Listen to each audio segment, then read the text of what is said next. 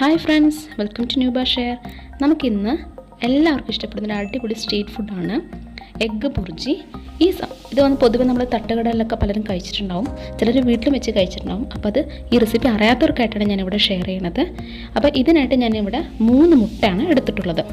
അപ്പോൾ നമുക്കിത് വളരെ പെട്ടെന്ന് തയ്യാറാക്കിയെടുക്കാൻ പറ്റുന്ന ഒരു സ്നാക്കായിട്ട് കഴിക്കാം, അല്ലെങ്കിൽ നമ്മൾ ചോറിൻ്റെ ഒപ്പം കൂടെ കഴിക്കാം.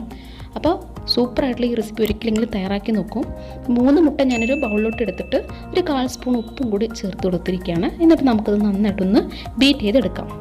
അപ്പോൾ ബീറ്റ് ചെയ്ത് നമ്മൾ ചേർക്കുന്ന സമയത്ത് കുറച്ചുകൂടി നമുക്ക് നല്ല ടേസ്റ്റ് ഉണ്ടാവും.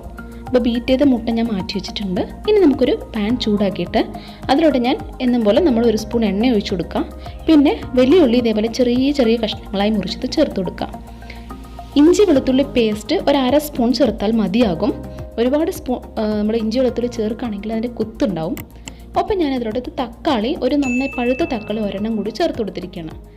അതിനുശേഷം നമുക്ക് ഇതിലോട്ട് ഉപ്പ് 1/2 സ്പൂൺ ചേർത്താൽ മതിയാകും. കാരണം ഓൾറെഡി നമ്മൾ മുട്ട ബീറ്റ് ചെയ്യുന്ന സമയത്ത് ഉപ്പ് ചേർത്തിട്ടുണ്ട്. അപ്പോൾ ഇതൊക്കെ ചേർത്തിട്ട് നന്നായിട്ടൊന്ന് 1 മിനിറ്റ് നേരത്തേക്ക് വഴറ്റിയെടുക്കാം. അതിനുശേഷം മുളക് പൊടി, മഞ്ഞൾപ്പൊടി, മല്ലിപ്പൊടി ഇവയെല്ലാം തന്നെ 1/2 സ്പൂൺ. മഞ്ഞൾപ്പൊടി വന്നിട്ട് 1/4 സ്പൂൺ മതി. മുളക് പൊടിയും മല്ലിപ്പൊടിയും 1/2 സ്പൂൺ ചേർത്ത് കൊടുക്കാം. ഒരുപാട് എരിവ് ആഗ്രഹിക്കുന്നവരാണെങ്കിൽ മുളക് പൊടി കുറച്ചധികം ചേർത്ത് കൊടുക്കാം. അപ്പോൾ കുട്ടികളൊക്കെ കഴിക്കുന്ന സമയത്ത് പച്ചമുളക് കടിക്കാതിരിക്കാൻ ഞാൻ ഇവിടെ പച്ചമുളക് ചേർത്തിട്ടില്ല. എരിവിനായിട്ട് നമുക്ക് കുരുമുളക് പൊടി ഒരു 1/4 സ്പൂൺ ചേർത്ത് കൊടുക്കാം. അപ്പോൾ ഇത്രയാണ് നമ്മൾ ചേർത്ത് കൊടുത്തിട്ടുള്ളത്. ഇതിലോട്ട് മല്ലിയില കുറച്ച് ഇട്ട് കൊടുത്തതിന് ശേഷം ഒന്ന് മിക്സ് ചെയ്തെടുക്കാം. അതിൻ്റെ പച്ചമണമൊക്കെ മാറി 1 മിനിറ്റ് നേരത്തേക്ക് മിക്സ് ചെയ്തെടുത്തിട്ടുണ്ട്. ഇനി അതിനുശേഷം നമുക്ക് ഇതിലോട്ട് നമ്മൾ ബീറ്റ് ചെയ്ത് വെച്ചിട്ടുള്ള മുട്ടയും കൂടി ചേർത്ത് കൊടുക്കാം. അപ്പോൾ അതിനായിട്ട് ഈ പാൻ്റെ നടുഭാഗത്ത് നമ്മൾ ആ പച്ചക്കറികളെല്ലാം ഒരു സൈഡിലോട്ട് മാറ്റിയെടുക്കാം.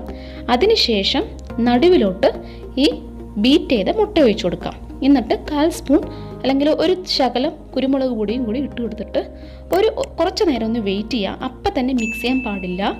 കുറച്ച് ഒരു 10-20 സെക്കൻഡ് ഒന്ന് വെയിറ്റ് ചെയ്തതിന് ശേഷം മിക്സ് ചെയ്ത് തുടങ്ങാം. ഇങ്ങനെ ചെയ്യുന്ന സമയത്ത് മുട്ട കുറച്ചുകൂടി ഇത്തിരി വലിയ പീസായി കിട്ടും. നമ്മൾ പെട്ടെന്ന് തന്നെ ചെയ്യുകയാണെങ്കിൽ കുറച്ചൊന്ന് വെറ്റായിട്ടായിരിക്കും നമുക്ക് കിട്ടുക. പിന്നെ ഒന്ന് മുട്ട ഭയങ്കര പൊടിയായിട്ട് കഷ്ണങ്ങളായി മാറിപ്പോവും. അപ്പോൾ നിങ്ങളുടെ ഇഷ്ടപ്രകാരം ഒരുപാട് പൊടി പോലെ കഴിക്കാൻ ആഗ്രഹമുള്ളവരാണെങ്കിൽ പെട്ടെന്ന് തന്നെ മിക്സ് ചെയ്യുക. അല്ല കുറച്ചധികം വലിയ പീസുള്ള മുട്ട കിട്ടണമെങ്കിൽ കുറച്ച് ഒരു 10-20 സെക്കൻഡ് കഴിഞ്ഞതിന് ശേഷം മിക്സ് ചെയ്യാം. പക്ഷെ ഒരു കാര്യം ശ്രദ്ധിക്കേണ്ടത്, ആ സമയത്ത് ഫ്ലെയിം മീഡിയം അല്ലെങ്കിൽ ലോ ഫ്ലെയിമിൽ വെക്കുക. ഹൈ ഫ്ലെയിമിൽ വെച്ചാൽ കരിഞ്ഞു പോവും. അപ്പോൾ ഇത്രയേ ഉള്ളൂ, നമ്മുടെ അടിപൊളി മുട്ട ബർജി ഇവിടെ റെഡി ആയിക്കൊണ്ടിരിക്കുകയാണ്. ഇത് ലാസ്റ്റ് നമ്മൾ ഫ്ലെയിം ഓഫ് ചെയ്യുന്ന സമയത്ത് കുറച്ച് മല്ലിയിലയും കൂടി ഇട്ട് കൊടുക്കാം. പിന്നെ നന്നായിട്ട് ഡ്രൈ ആയി നന്നായി വെന്ത് വരുന്ന സമയത്ത് നമുക്കിത് ഫ്ലെയിം ഓഫ് ചെയ്യാം. നമുക്ക് ചൂടോടുകൂടി തന്നെ ഇത് കഴിക്കണം. അപ്പോഴാണ് അതിന് നല്ല ടേസ്റ്റ് ഉണ്ടാവുക. അപ്പോൾ ഈ റെസിപ്പി ഒരിക്കലെങ്കിലും ഒന്ന് ട്രൈ ചെയ്ത് നോക്കുക. കമൻറ്റ് ചെയ്യുക. ഈ വീഡിയോ ഇഷ്ടപ്പെട്ടെങ്കിൽ ലൈക്ക് ചെയ്യുക, ഷെയർ ചെയ്യുക. ചാനൽ ഇതുവരെ സബ്സ്ക്രൈബ് ചെയ്തില്ലെങ്കിൽ ഫ്രണ്ട്സ് സബ്സ്ക്രൈബ് ചെയ്യൂ. അപ്പോൾ ക്ലിക്ക് ടു ഓൾ എന്നൊരു ബെല്ലൈക്കൺ ഉണ്ടാവും, അത് മറക്കാണ്ട് ക്ലിക്ക് ചെയ്തോളൂ. നമുക്കിനി അടുത്തൊരു വീഡിയോ ഇട്ട് കാണാം. അതുവരെ എല്ലാവർക്കും ഗുഡ് ബൈ.